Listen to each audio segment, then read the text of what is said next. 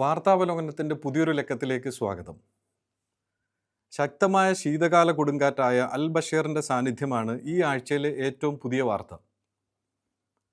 ശക്തമായ ന്യൂനമർദ്ദം കാരണമായി UAE-യിലുടനീളം കനത്ത മഴയും ഇടിമിന്നലും ആലിപ്പഴ വർഷവുമായിരുന്നു. അധികൃതർ ഓറഞ്ച് അലേർട്ടുകൾ നൽകി. ഫുജേറയിലെ പ്രധാന തീരദേശ റോഡുകൾ അടച്ചു. സുരക്ഷയ്ക്കായി ഭക്ഷ്യവിതരണ സേവനങ്ങൾ താൽക്കാലികമായി നിർത്തിവെച്ചു. മിക്ക കമ്പനികളും വർക്ക് ഫ്രം ഹോമിലാണ്. ഈ മഴ കാരണമായി ദുബായിലെ റോഡുകൾ തിരക്ക് കുറഞ്ഞതായി അനുഭവപ്പെടുന്നു. UAE-യിലെ ദൈനംദിന പ്രവർത്തനങ്ങൾ നേരിയ തോതിൽ തടസ്സപ്പെടുത്തിയ ഈ കാലാവസ്ഥ കാരണമായി സർക്കാർ അടിയന്തര നടപടികൾ സ്വീകരിച്ചു.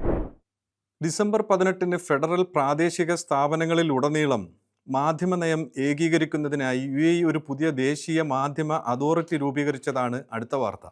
എല്ലാ മീഡിയ ലൈസൻസിങ്ങും ഉള്ളടക്കവും മേൽനോട്ടം വഹിക്കുന്നതിന് ഈ ബോഡി മുമ്പത്തെ മീഡിയ കൗൺസിലിനും നാഷണൽ മീഡിയ ഓഫീസിനും പകരമാണ്. മാധ്യമരംഗത്ത് കൂടുതൽ സുസ്ഥിരവും ഏകീകൃതവുമായ നയപരിപാലനം ഉറപ്പാക്കാൻ ഈ ഘട്ടം ലക്ഷ്യമിടുന്നു. പ്രധാന കോർപ്പറേറ്റ് നികുതി ഭേദഗതികൾ വരുത്തിയതാണ് അടുത്ത പ്രധാന വാർത്ത.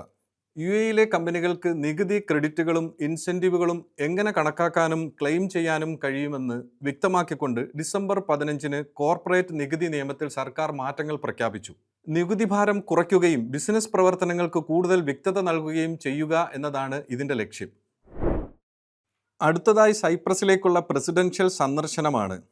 UAE president Mohammed bin Zayed Al Nahyan Cyprus പ്രസിഡന്റുമായി തന്ത്രപരമായ പങ്കാളിത്തവും പ്രാദേശിക സുരക്ഷയും ഉറപ്പാക്കുന്ന ഉടമ്പടികളിൽ ഏർപ്പെട്ടുകൊണ്ട് ഔദ്യോഗിക സന്ദർശനത്തിനായി ഡിസംബർ 14-ന് നിക്കോസയിലെത്തി.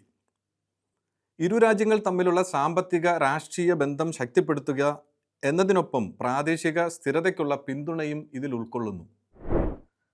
UAE-യുടെ പുതിയ വിസയുമായി ബന്ധപ്പെട്ടതാണ് മറ്റൊരു പ്രധാന വാർത്ത.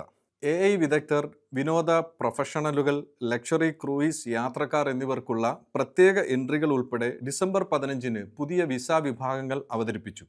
വിദേശ ടാലൻറ്റുകളെയും മറ്റ് പ്രദേശവാസികളെയും ആകർഷിക്കാൻ രാജ്യം നടത്തുന്ന ശ്രമങ്ങളുടെ ഭാഗമാണ് ഈ മാറ്റം. ഡെലിവറി ബൈക്കുകൾക്കായുള്ള പുതിയ റോഡ് സുരക്ഷാ നിയമങ്ങളുമായി ബന്ധപ്പെട്ട് ഡിസംബർ പകുതിയോടെ പ്രാബല്യത്തിൽ വന്നതാണ് അടുത്ത വാർത്ത. ഡെലിവറി ബൈക്കുകൾക്ക് മുൻവശത്തെ നമ്പർ പ്ലേറ്റുകൾ നിർബന്ധമാക്കി. പ്രധാന ഹൈവേകളിൽ ഇടത് പാതകളിൽ അവയെ പരിമിതപ്പെടുത്തി. നിയമലംഘനങ്ങൾക്ക് 500 ദിർഹം മുതൽ പിഴ ഈടാക്കും. റോഡ് അപകടങ്ങൾ കുറയ്ക്കുകയും ഡെലിവറി മേഖലയിൽ ജോലി ചെയ്യുന്നവരുടെ സുരക്ഷ വർദ്ധിപ്പിക്കുകയും ചെയ്യുക എന്നതാണ് ഈ നിയമങ്ങളുടെ പ്രധാന ഉദ്ദേശ്യം.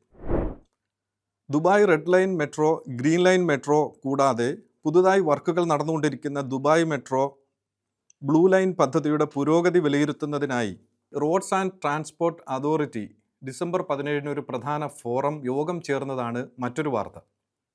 ഭാവിയിൽ നഗരത്തിൻ്റെ ഗതാഗത സംവിധാനങ്ങൾ കൂടുതൽ ഫലപ്രദമാക്കുക എന്ന ലക്ഷ്യത്തോടെയാണ് ഈ യോഗം ചേർന്നത്.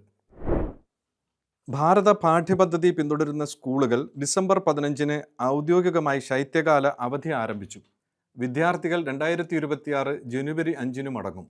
ഏവർക്കും അഡ്വാൻസ്ഡ് ക്രിസ്മസ് ദിനാശംസകൾ. വാർത്താവലോകനം തുടരും. Signing off Sunil CS.